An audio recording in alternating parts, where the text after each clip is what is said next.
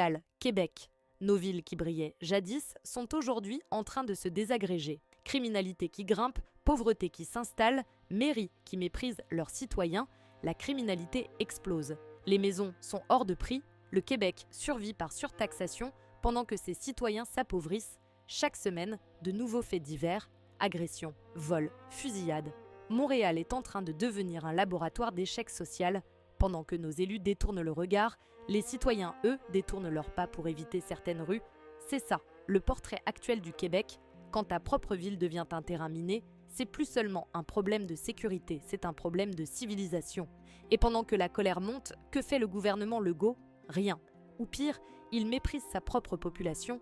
Toujours des belles paroles, mais jamais d'actions concrètes. Legault et sa soi-disant coalition, ils ont transformé l'espoir populaire en chaos collectif. Les Québécois voulaient un capitaine, ils ont eu un illettré fiscal qui gouverne à coups de sondages, mais avant ce déclin, rappelons-nous ce que nous étions, un peuple qui, malgré sa taille, osait rêver grand. René Lévesque, qui a libéré l'énergie du Québec avec Hydro-Québec et qui portait la souveraineté comme une torche. Jean Lesage et la Révolution tranquille, qui ont modernisé notre société. Jean Drapeau, qui a mis Montréal sur la carte du monde avec Expo 67 et les Jeux Olympiques. Jacques Parizeau, économiste visionnaire qui croyait au destin national.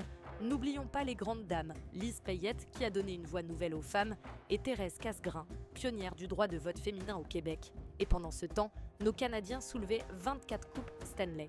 Nos expos faisaient vibrer nos étés. Nos Nordiques faisaient battre nos cœurs. Oui, on brillait. Et le monde entier nous voyait.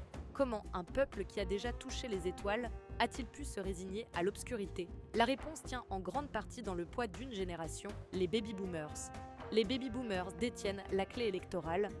Mais détiennent-ils vraiment le pouvoir? Non, ils l'ont troqué. Ils ont échangé le courage politique contre la promesse d'un confort immédiat. Ils ont voté pour la sécurité de leur retraite au détriment du climat social que nous subissons aujourd'hui. Ce qui aurait dû être une génération de sages est devenu la génération du repli, refusant de céder la place, méprisant les aspirations de la jeunesse.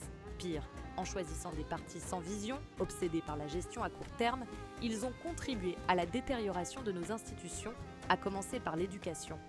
Leur bulletin de vote est devenu une arme silencieuse qui a figé le Québec dans l'immobilisme. Quand tu votes avec ta télécommande au lieu de ta conscience, tu ne choisis plus, tu subis. Criminalité, mépris politique, pauvreté, impôts étouffants, voilà le vrai Québec d'aujourd'hui. Mais ce déclin n'est pas une fatalité. La question est simple, sommes-nous prêts à briser la spirale? Sommes-nous prêts à reconstruire le Québec avant qu'il ne s'effondre pour de bon? Le chaos est déjà là. La seule question, qui aura le courage d'y mettre fin?